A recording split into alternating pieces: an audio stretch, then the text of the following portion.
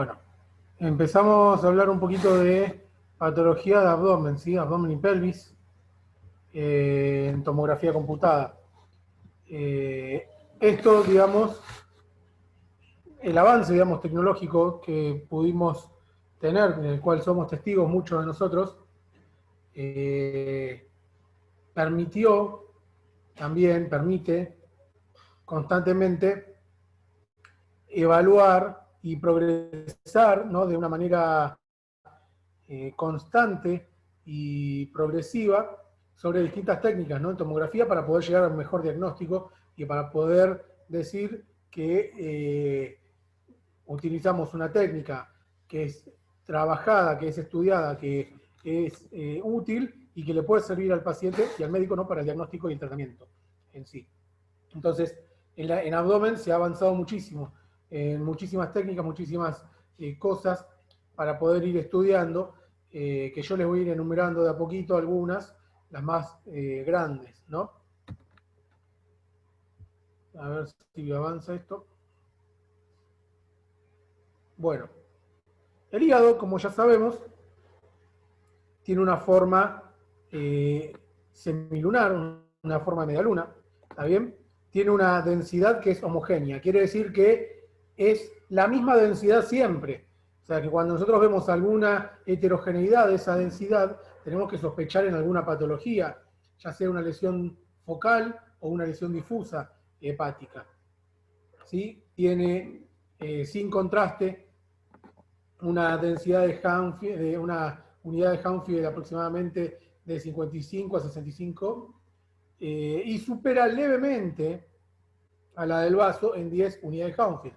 Ahí les voy a explicar después, cuando la densidad es menor, lo más probable es que sea una esteatosis hepática difusa, es decir, una infiltración grasa, una acumulación de grasa que hace que disminuya la densidad del hígado con respecto a la del vaso, ¿sí? Tenemos que saber que hay una división topográfica básica que sigue a los vasos portales, que primero está el lóbulo derecho, el lóbulo izquierdo, y cada uno tiene sus distintos segmentos, y después está el lóbulo caudado y el cuadrado. ¿Está bien? Perdón, que se va, no me... Bueno, ¿cuál es la utilidad del contraste endovenoso en el hígado? Bueno, el contraste endovenoso es muy útil para evaluar lesiones, tanto benignas como malignas, del parénquima hepático. ¿Está bien? Y el protocolo que nosotros tenemos que incorporar, que tenemos que saber y que tenemos que estudiar es el estudio trifásico. O sea, el estudio trifásico de hígado implica una fase sin contraste, primero obviamente, después una fase arterial a los 15 o 20 segundos, una fase portal o parenquimatosa o venosa a los 60 segundos, y después de los 90 segundos, de aproximadamente 2 minutos, la fase tardía. ¿Cuál es el objetivo de esto? Es ver cómo se comporta la lesión que nosotros queremos estudiar. Por ejemplo, un nódulo de regeneración de una cirrosis hepática se va a comportar de una forma totalmente distinta a un hepatocarcinoma, por ejemplo. Y estos dos se van a comportar de una forma distinta a un adenoma o un hemangioma, por ejemplo, ¿sí? Que son lesiones más bien benignas. Entonces, teniendo ese protocolo de estudio, nosotros vamos a saber cómo se van a ir comportando las distintas imágenes y podemos llegar al diagnóstico, por lo que se dice en la jerga, a arrimar un poquitito el diagnóstico para la mejor valoración del paciente, ¿no? En cuanto a la patología del hígado, tenemos que saber que se va a dividir en dos grandes grupos: una lesión difusa y una lesión focal, ¿sí? La lesión difusa es aquella que afecta a todo o casi todo el parénquima. Solo hay unas áreas de parénquima respetado, como por ejemplo la esteatosis hepática, la cirrosis con los nódulos de regeneración, o depósitos de hemosiderina y con la consecuente hemocromatosis y hemosiderosis, ¿sí? Congestión pasiva Budd-Chiari, ¿sí? Que es una afección difusa de todo el parénquima hepático, y las lesiones focales son aquellas que pueden ser lesiones benignas o malignas, pero que afectan una parte del parénquima, no todo. ¿Está bien? Acá tenemos entonces un ejemplo, una infiltración grasa difusa, lo que nosotros conocemos como esteatosis hepática o hígado graso, como quieran decirlo. La esteatosis, ¿qué pasa? El hígado es un órgano que sirve de filtro. O sea, es un filtro muy importante de la sangre nuestra. Todas las porquerías que nosotros comemos, que nosotros ingerimos, transgénico, todo lo que sea de grasas y demás, va a ser filtrado por las vellosidades del intestino delgado y del intestino grueso, más que nada del intestino delgado. Y va a pasar a la circulación sanguínea. Y la circulación sanguínea a través del sistema porta, de la vena porta, o sea, vena mesentérica, vena porta, va a pasar por el hígado. El primer stop, el primer filtro del cuerpo es el hígado. El hígado lo que hace es detoxificar la sangre. Es decir, toda esa sangre que tiene porquerías, que tiene tóxicos, elementos que por ahí no le pueden servir, los va a filtrar. ¿Y cómo lo filtran? Los acumula en las células. Cuando nosotros, por ejemplo ingerimos mucha cantidad de alcohol, el exceso de alcohol es depositado en los hepatocitos, que son las células hepáticas, como grasa, ¿sí? Entonces, esos hepatocitos se van llenando cada vez más de grasa y van teniendo cada vez más y cada vez más. Si el deterioro sigue siendo constante en el tiempo, vamos a llegar a un momento que va a empezar a verse clínicamente y a demostrarse imagenológicamente, con la famosa esteatosis hepática difusa. Paciente, por ejemplo, que tiene dolor en hipocondrio derecho, más que nada es el típico ataque al hígado que puede quedar medio amarillo, ¿no? Una coloración amarillenta, que es la ictericia o la coluria, ¿sí? Cuando orina de un color amarronado, o acolia también, que es cuando defeca sin color. Eso quiere decir que hay un problema en la bilis y demás. Y bueno, uno de los diagnósticos diferenciales que tenemos que hacer es la esteatosis, ¿sí? La esteatosis generalmente es un daño que puede ser reversible con el tiempo, ¿sí? Es decir, estamos a tiempo todavía si, por ejemplo, el paciente que consume alcohol, y yo estoy hablando de esos pacientes que consumen una cantidad de alcohol bastante excesiva por semana y por día, no estoy hablando de ese consumidor social, sino que hablo de esa persona que consume constantemente todos los días o la mayoría de los días mucha cantidad, ¿sí? Ese deterioro se puede revertir. ¿Cómo? Bueno, obviamente haciendo dieta y suprimiendo lo que está causando esa esteatosis, que es el alcohol, en este caso. Obviamente otras causas pueden haber, la dieta también muy rica en lípidos, ¿no? En carnes rojas, generalmente, eso puede generar también aumento de depósito de grasa en los hepatocitos, pero también puede ser otras causas, ¿sí? Como por ejemplo algo autoinmune, o sea, tengan en cuenta, por ejemplo, que hay una cosa, no autoinmune, perdón, quise decir algo hereditario, como por ejemplo está la hipercolesterolemia familiar.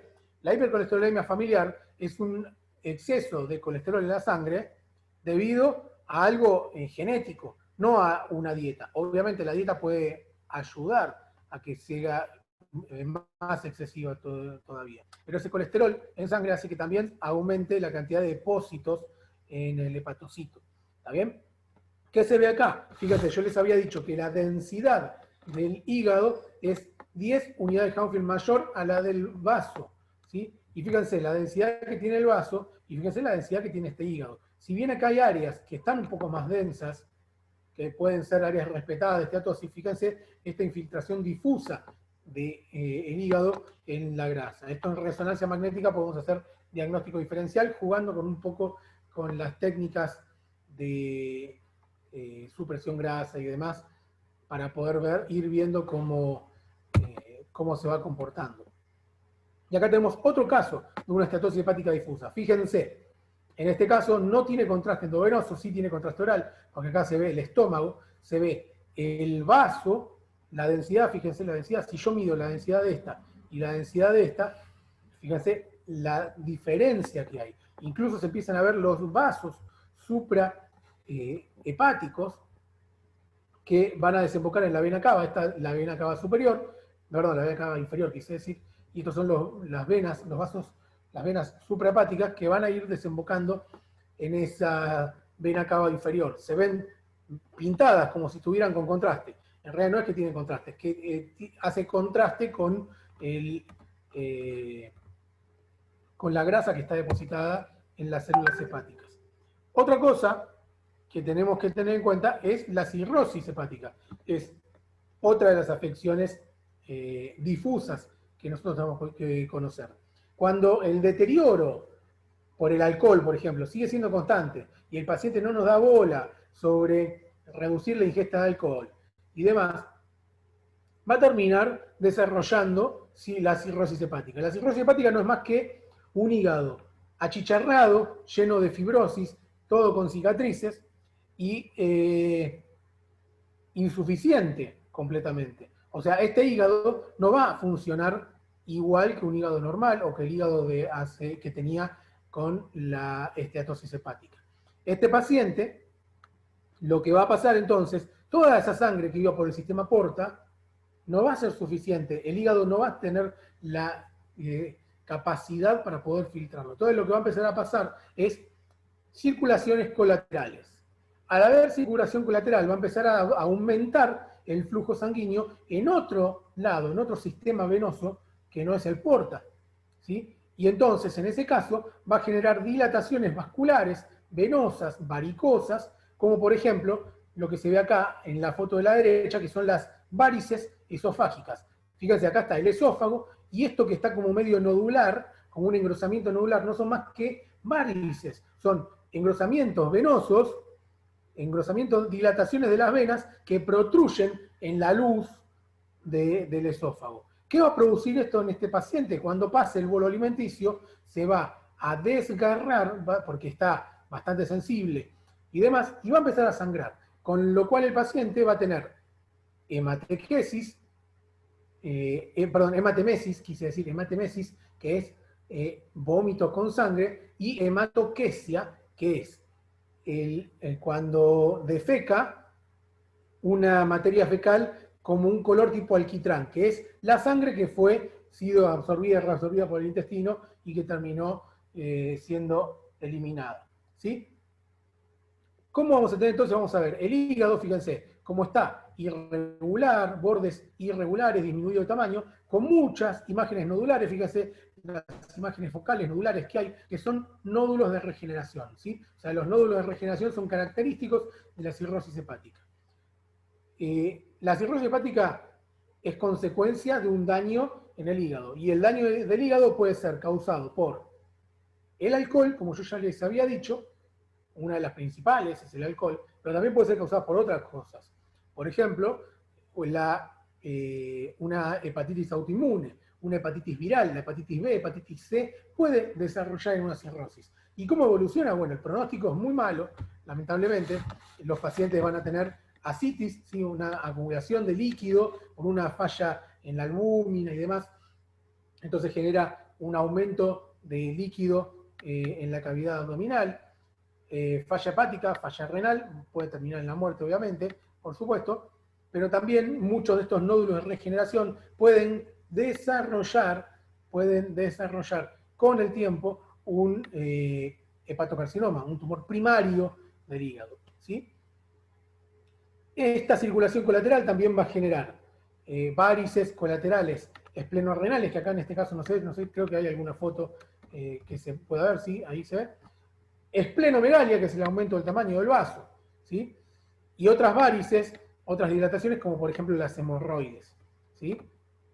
Acá tenemos otro caso. Tenemos acá a nivel de las bases pulmonares las varices esofágicas. Fíjense cómo están pintando estas varices. Fíjense cómo está dilatado el ligamento falciforme, ¿sí? Del hígado. Este hígado está disminuido de tamaño, bordes irregulares y heterogéneo. ¿Está bien? Y el vaso está aumentado de tamaño y acompañado de una ascitis impresionante. Con respecto a la hemocromatosis y a la hemosiderosis, es el incremento del depósito de hierro. Y esto se debe, aumenta el depósito de hierro porque aumenta la circulación del hierro en la sangre. Y eso se debe, por ejemplo, secundaria a anemias, por ejemplo, a transfusiones que generan una incompatibilidad y una destrucción de glóbulos rojos, síndromes mielodisplásicos. Todos estos se acompañan de ruptura, de destrucción de los glóbulos rojos, que son los que transportan la hemoglobina, que es la que contiene hierro y demás. Clínicamente, ¿cómo va a estar el paciente? Con debilidad, fatiga, alteraciones de las enzimas hepáticas, de la ferritina plasmática y el índice de saturación de la transferrina. ¿Cómo se va a ver? A diferencia de la esteatosis, un aumento de la densidad. Aquí se ve un gran ejemplo de un aumento de la densidad hepática en comparación con el resto, con el vaso y el resto de las estructuras, que es bien característico. Las lesiones focales, vamos ahora, que pueden ser a su vez benignas o malignas, ¿sí? Las malignas, el hepatocarcinoma o las metástasis, que pueden ser hiper o hipovascularizadas, y las benignas pueden ser lesiones quísticas, pueden ser como quistes simples, poliquistosis o quistes hidatídicos, pueden ser abscesos o lesiones sólidas, como la hiperplasia nodular focal, hemangiomas y adenoma hepático, ¿sí? El quiste simple no es más que una acumulación de líquido, es una formación líquida homogénea, contenido bien homogéneo, que tiene una incidencia bastante importante. Fíjese, un 1 o un 14% de las personas. Generalmente es un hallazgo incidental. ¿Qué quiere decir esto? Que es un hallazgo que uno se hace una ecografía o se hace una tomografía, una resonancia, lo que fuera, y esto es un descubrimiento. Nada tiene que ver con la enfermedad, con la patología que tiene, que está llevando el paciente. Pueden ser únicos o múltiples, y el contenido líquido, ¿sí? Unicameral, sin septos, asintomático. Aquí vemos entonces una imagen de menor densidad respecto al parénquima hepático, ¿sí? Que no capta contraste endovenoso, no modifica. La densidad tiene que ser aproximadamente la misma, con y sin contraste endovenoso. Eso indica